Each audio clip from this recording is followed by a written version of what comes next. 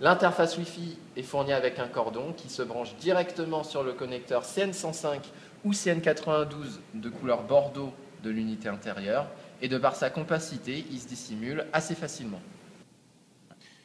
Dans chaque boîte d'emballage d'interface Wi-Fi, il est fourni une notice de mise en service simplifiée qui contient toutes les informations nécessaires pas à pas pour l'appairage de l'interface Wi-Fi ainsi que la déclaration sous MailCloud. Dans cette documentation, il y a deux solutions, deux configurations possibles pour l'interface Wi-Fi. Soit votre box est directement WPS, auquel cas l'interface Wi-Fi peut se connecter directement sur votre box, soit votre box n'est pas WPS, auquel cas il est nécessaire d'utiliser un routeur WPS spécial. Nous préconisons le Belkin N300.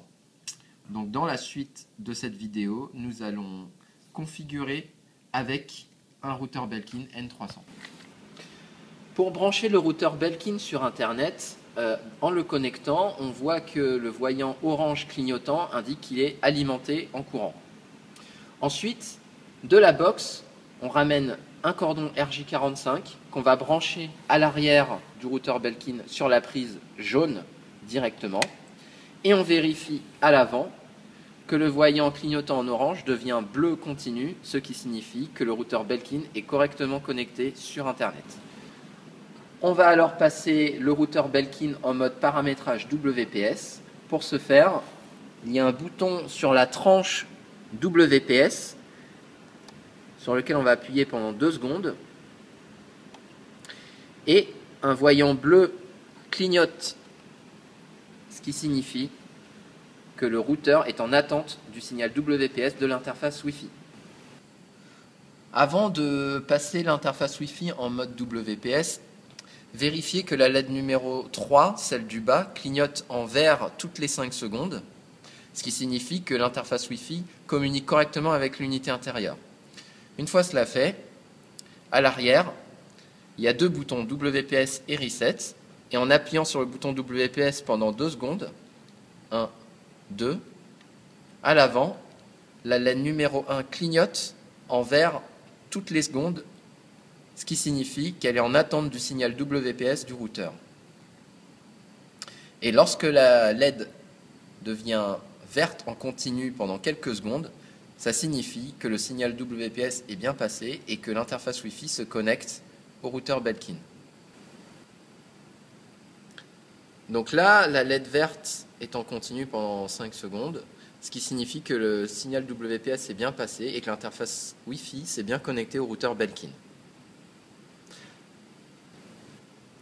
Dans les 10 minutes qui suivent l'appairage WPS, vérifiez alors que la LED numéro 3 clignote toutes les 5 secondes, ce qui signifie qu'elle communique avec l'unité intérieure, et que la LED numéro 1 clignote également en vert toutes les 5 secondes, ce qui signifie que l'interface Wi-Fi a réussi à se connecter au serveur MailCloud. Avant de déclarer l'interface Wi-Fi sous MailCloud, il est nécessaire de récupérer différentes informations. Sur l'étiquette de l'interface Wi-Fi, récupérez l'adresse MAC ainsi que le numéro de série ID. Récupérez également la référence de l'unité intérieure ainsi que le numéro de série de l'unité intérieure. Pour déclarer l'interface sous MailCloud, allez dans l'onglet Paramètres en bas à droite et enregistrez un nouveau produit.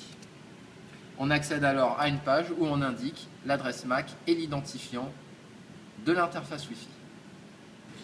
Après avoir indiqué l'adresse MAC et l'identifiant, cliquez sur Suivant. L'interface Wi-Fi est alors détectée par le MailCloud.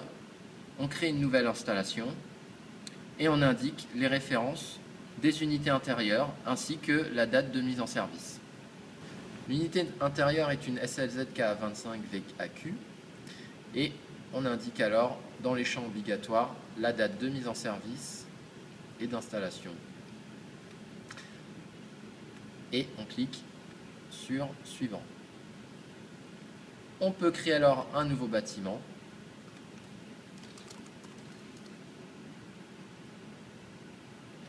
Qu'on valide.